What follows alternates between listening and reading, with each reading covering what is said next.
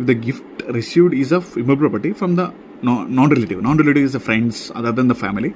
If the stamp duty value exceeds 50,000, the entire will be taxable under the head income from the other sources.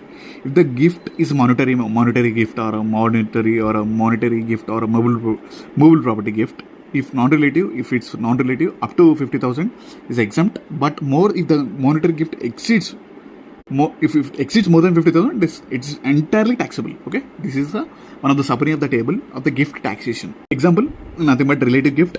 If you receiving the house from your brother, even if the property value exceeds more than 1 crore, there is no tax until unless if you go by the gifted deed.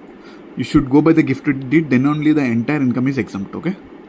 Suppose if the gift is received from the non-relative exceeding 50,000, if the friend gift land of 75,000 as a stamp duty value exceeds 50,000, then entire will be taxable under the income from house property, not a house property. It's a income from other source. A short form line in a single line: gift property gifted by relative is no tax regardless of the value, and property gift by non-relative stamp duty will exceed 50,000, then entire will be taxable. If the gift of 50,000 is only applicable for non-relative.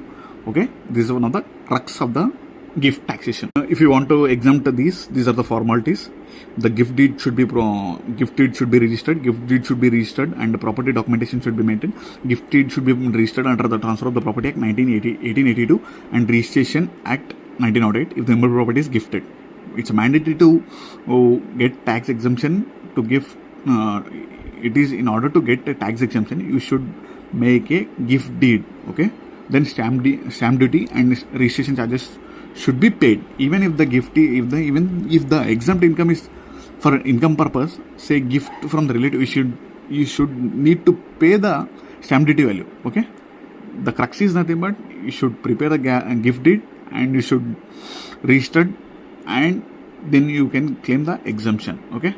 We see the second case scenario.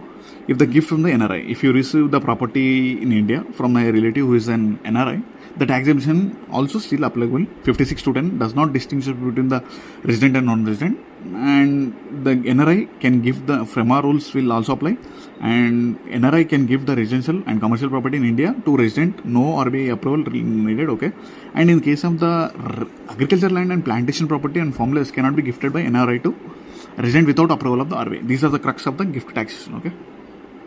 In case of the if the tax of this is third case, tax on sale of gifted later. If the property is sold later, then cost of acquisition is the original cost of the owner, and the period of holding shall be counted from the donor. And this is a taxation of